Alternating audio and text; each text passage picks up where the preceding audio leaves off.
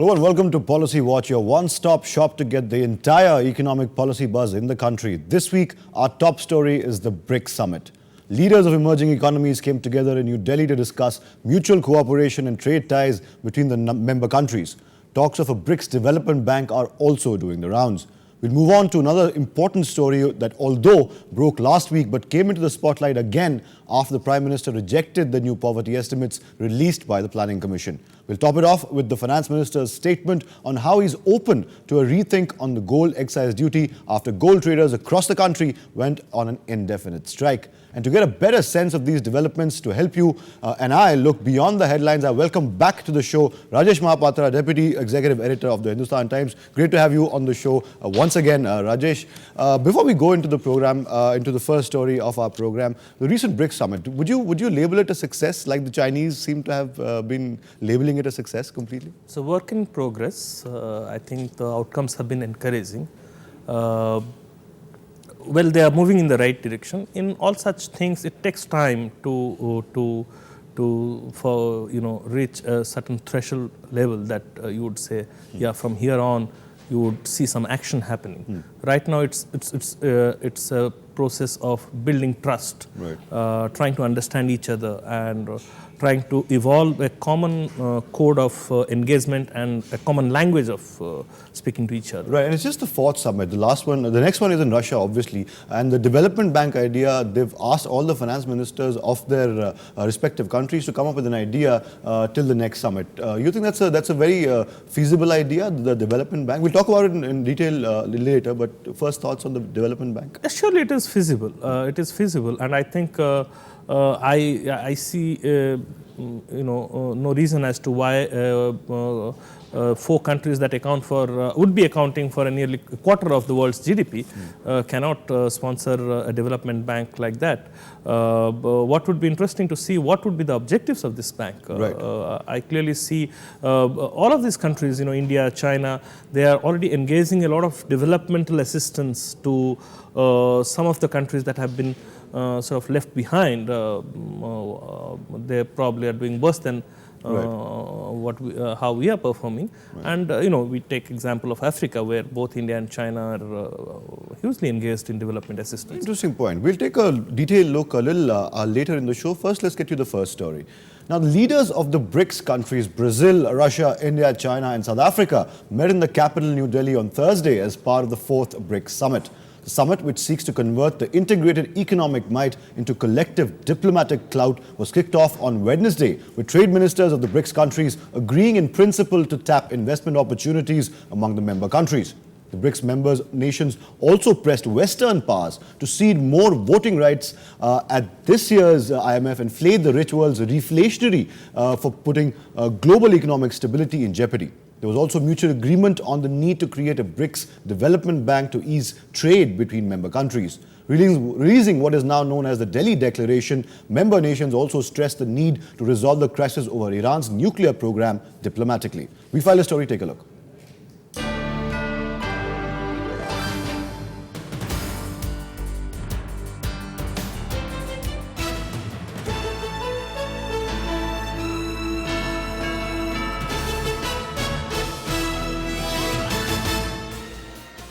The fourth BRICS summit in New Delhi threw up some political promises and focused on economic development issues, which included beginning the process for setting up a development bank and inking two pacts to ease trade among each other.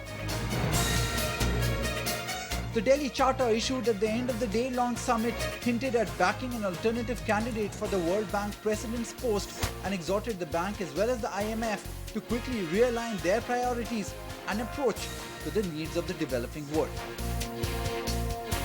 After a closed-door meeting on Thursday, the leaders of the member countries mulled the idea of setting up a BRICS bank and opted for a contemplative approach by asking their finance ministers to examine its feasibility and report back at the next summit. The summit also brought consensus on the need to work towards using local currency in trade. This is expected to reduce the dependence on the dollar, cut transaction costs, and double trade to $500 billion among them by 2015. The five Exim banks of the member nations signed to agreements for this purpose.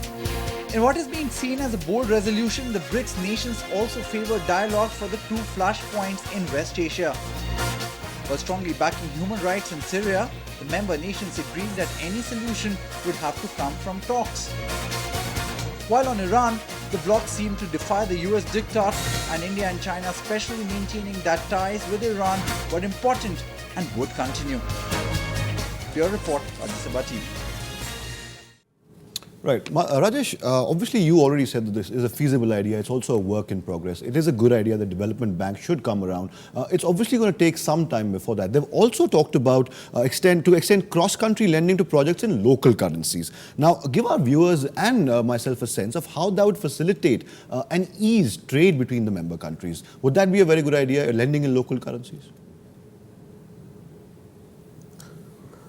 No, it's difficult to say because it's not that these practices have been tried out in the past with the erstwhile Soviet Union. We had a rupee-ruble trade that went on for a very fairly long period of time, and till the time you had Soviet Union where it was, I guess both sides benefited from that arrangement. We ran into problem only after the dismantling of Soviet Union, and afterwards we were not able to sort of not timely resolve it. But I do not recall any time during the period of the rupee-ruble arrangement when you really had a scenario where your trade balances or the trade imbalances really sort of spilled on to create bigger issues or strains in the trade ties. It's interesting because if you see if BRICS has to succeed as a grouping, it's very important that India and China grow as partners. Absolutely. And one of the things which is sort of could be a flashpoint if we don't address it, is the growing trade imbalance between China and India. Right. We started off on a very good note. For some time, we actually had a surplus in the trade account, but that was when commodities exports from India were dominating. But that was just for a couple of years, and after that we see the trade deficit with China keeps growing, and somewhere that sort of translates into political, that takes on a political overtone when people start talking about banning Chinese imports, and then all of this, those kind of things have a bearing on how BRICS has a, you have to reckon with the fact that you're talking about 4 group countries or 5 group countries where China and India alone account for nearly half of the total economic output that this the two economic group, superpowers. It's a very interesting point that you raised, China and India. There is a sub-story here. China, of course, has dubbed it a complete success. The sub-story here, of course, like you mentioned, is the trade imbalance between China and India. Now, trade touched about $73 billion last year with China, and the surplus vastly in favor of China. Now, even though we're going towards the $100 billion mark with China, it's still a fraction of world commerce if you really look at it. Now, is it really important? How important is it for India to increase the trade basket with China in terms of the whole the BRICS bloc as well? Very important, because these are the growing economies. These are the fastest growing economies. I mean, if we look at statistics, what was the share of these countries, be it in the world output or be it in the world trade, they have more than doubled in the past 10 years. Absolutely. In 2010, these countries accounted for about 9% of the world GDP. Today, they account for about 18%. We expect in the next 5 years, it should go up to 25%. In the global trade, I guess the ratio is again somewhere around 12 to 15%. Right. Around that much. And so clearly, these are the fastest growing economies, and it benefits, that's how everything has happened in the past. The United States, the North American Free Trade Agreement, the European economies, we have seen that happening in our neighborhood of the Southeast Asia. Right. So yes, clearly it is important. For India, it is also, for India and China both, it is important. You may say 100 billion, what it means in terms of its share in the world trade. But the other way to look at it is that where were we 10 years ago? Right, It's right. grown more than 10 times. Right, And that's a Rajesh, one more commendable question progress. on China before we move on. Now, there is a school of thought which says that India's China fear is slight of misguided and over the top. One, is that true? Do you agree with that? Also, is banning or restricting imports from China the way to go about it, or is that a shallow way of looking at it? Well, if you try to give the argument that imports from China threaten some of your industries and therefore are not in the interest of your domestic businesses, then you need to ask yourself the question as to how long are you going to take shelter under that argument. Absolutely. You were where China was 20 years ago. So that's one set of the argument. But if you really, people who talk about this, if they probably don't take a very close look at what is being imported from China. It is not your cheap toys or cheap electronics that really make up for a very large part of this trade. That's just a portion of what comes from there. What makes up for a large part of the imports from China are equipment for your infrastructure and all such things, telecom industries, Power.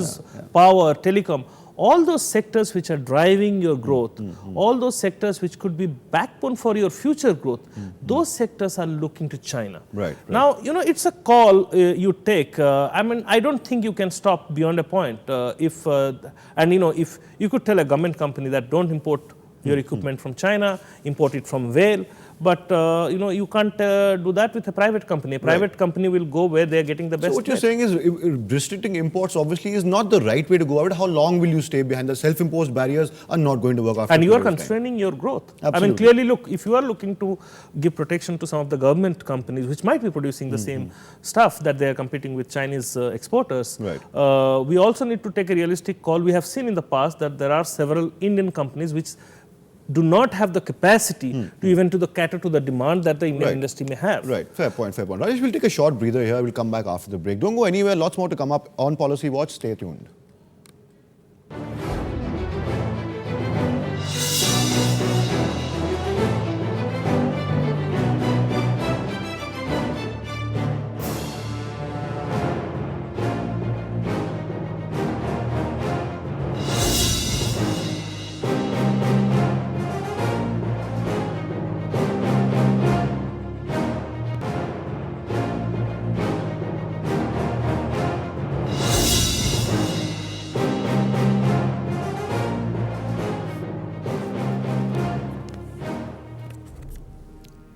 Welcome back. You're still with Policy Watch and we're still in conversation with Rajesh Mahapatra. Now, after the poverty estimates were released by the Planning Commission last week, the furor created by the latest data pegging the poverty line at 28.65 rupees daily per capita consumption for cities, the Prime Minister has ordered the setting up of a fresh group to devise a new method to assess the number of poor in the country.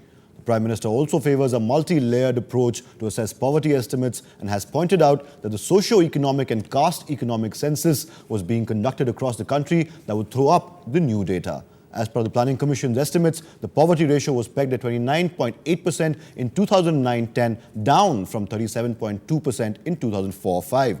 These are based on the daily per capita consumption of 28.65 rupees in cities and 22.42 rupees in rural areas. Rajesh, first let me ask you this. How useful are these poverty estimates? Are they useful at all? There is one end of the spectrum, your ultra-left-leaning liberals and politicians who say this is a very unfair way of calculating the number of poor in the country. It encourages division along economic lines. Do you agree with that, first of all? They say the poverty in India generates a very rich debate. And I think we are having the latest round of rich debate, and this is probably another episode of that debate. Well, I think poverty estimates do have a relevance. They definitely have a relevance in a country like ours, where the directive, there are certain certain things that have been set out in the directive principles of the Constitution.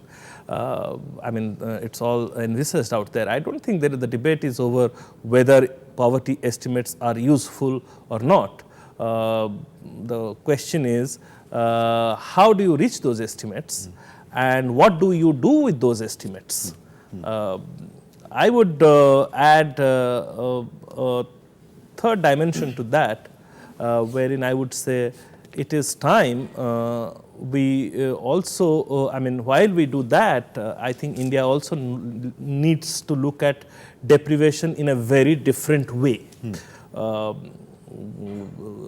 There are the criticism that has been leveled against, and I think there is some merit in the criticism, and I also think that certain things, in certain ways, the critics have not been fair to the Planning Commission. Let me sort of list out. If you are trying to say, there are two claims. The first set of claims is that in India there are 55 million people who are now termed as poor. Poor. So that below is the poverty line. Below the poverty line, and the poverty line, as you mentioned, has been defined at 28.65 rupees per person in urban cities and 22 rupees in rural center. The second issue is that whether this represents a decline in poverty or not. Now, I think as far as the second issue is concerned, there is, no matter where you set the poverty line, I would say you would probably end up with the same outcome. Right. That poverty has declined. Right. The debate could be, has it declined at the pace you would have liked to or not? There could be difference. But there's a question there that, do you agree that the Planning Commission, when they released these estimates, was there a calculation flawed at all, like the critics came out in the media and said the calculation is flawed, the methodology is flawed? Would you agree with that? No, I think this is based on the Tendulkar report, and I think what Tendulkar the report recommended, it's a fairly credible way of estimating poverty. Now, there could be you could say that I don't want to consider somebody poor at 28 rupees per day. I would want him at 50 rupees or 60 rupees. There could be, you can go on having that argument. I don't pay much attention to that argument. I think there is a bit of romanticism that is involved in that. What we need to say, for us, what is important is, no matter where you set the poverty line, how the poverty numbers have reduced over the years, and what has happened. Where one critic, one economist has pointed out, and I think that is a very valid criticism about how the reduction in poverty numbers might have been exaggerated, is that the consumption expenditure that they have used includes or imputes the money spent on midday meal scheme. Right. Okay. Right, because somebody is poor, no rich guy goes for midday meal scheme. Right. So only poor people, children, they go for midday meal scheme. So I think it is unfair that you would add that expenditure and take it as indicative of the fact that whether they make it to the poverty line. Right. Now, if you adjust that, I think there are some calculations that have been made that poverty did not actually come down by 50 million, it came down by 32 million, because 18 million have been sort of shown as above poverty line because of this statistical. I think that anomaly is there in the estimates. Right, but Rajesh, the Prime Minister has come out and rejected this formula and said that there is a need for devising a new formula. I think the Prime Minister has said that he is willing to set up a technical committee to look into these estimates. Right. I think that's a fair enough point, and that is what you expect a Prime Minister to do when there has been so much of criticism. Absolutely. But that doesn't take away. We need to be very clear on what we are talking about. That there has been reduction in poverty, that these estimates are important, and that these estimates, you cannot have no, I want to fix the poverty line at 100. 90% of India would then be termed as poor. Why are we estimating these poverty numbers? Right. Because we want to direct some of our developmental policies toward this, the people who need them.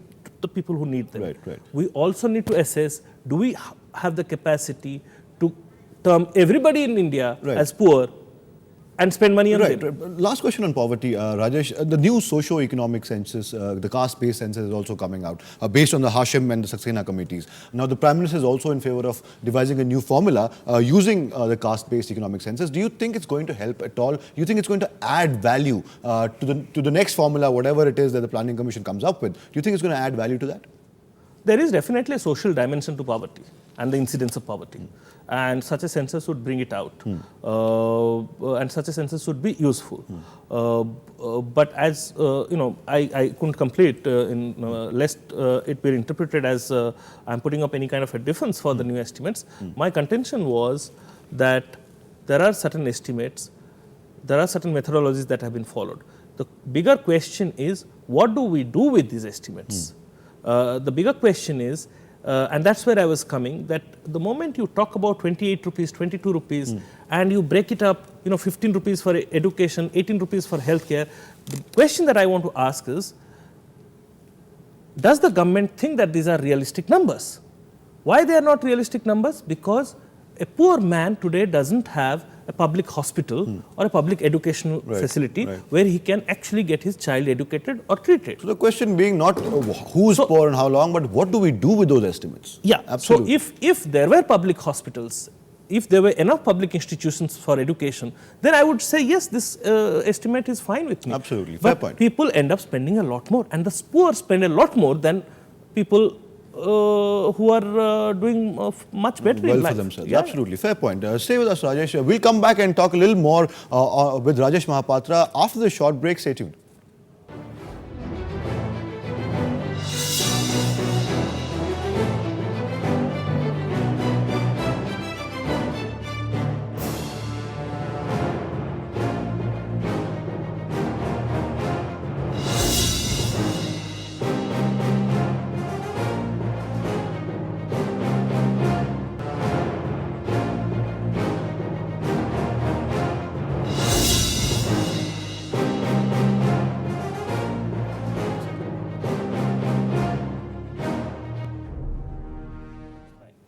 Welcome back to Policy Watch. We're still in conversation with Rajesh Mahapatra. Now, the Finance Minister Pranab Mukherjee on Tuesday agreed to reconsider the proposal to impose excise duty on non-branded jewellery in an attempt to placate the jewellery lobby, which is up in arms over the issue. He, however, refused to do away with the budget proposal of increasing the import duty on gold and platinum. The budget proposal to include unbranded jewellery in the ambit of 1% excise duty on branded jewellery led to protests and strikes by bullion dealers all over the country. Central Board of Excise and Customs (CBEC) had earlier said that the effective excise duty on gold jewellery could just be Rs 90 per 10 grams, and small goldsmiths will not face the hassle of registration for duty payment. Now, obviously, Rajesh, the last time you were on the show, we talked about gold as well, something that we keep talking on and off. First up, do you think the budget proposal where Pranab Mukherjee said that import duty needs to be there, was it the right move? Because a lot of people are worried about increasing imports coming to the country. I won't squabble over that. Right. The import duty as something that could discourage gold imports, if that it works that way, it is fine. And I don't think nobody is making any hullabulla over that. Right. The disappointment is over this 1% excise duty, and we are hearing a lot of noise about that. Right. In Hindi they say "Hathi nikal gaya, chuha ko pakad rahe." Right. So at the end of the day, it's 100 crore that the government is going to get. So why do something which is going to waste? I'm sure the finance minister has spent way too much of time, which is worth much more than 100 crore in this entire process. So do you think there's any chance of that rollback? Yeah, at least some partial rollback one should expect. I think because it's not going to make much of a difference. It's at the end of the day 100 crore. Right. It's somebody in finance ministry got this brainwave. Right. I don't see why they should have brought it at all. Right. So you're saying that even though the protests went on for a couple of days, Pranab Da actually gave them their word that he'll reconsider it, but he will not move on import duty on gold. I think that's the right move. Do you agree with me? That's fine. That's fine. I think that's a good idea that the Prime I don't know if the government was trying to do something else by coming up with this excise duty on non-branded jewellery. If there was the intention was to do something much more, track or create a kind of a data bank,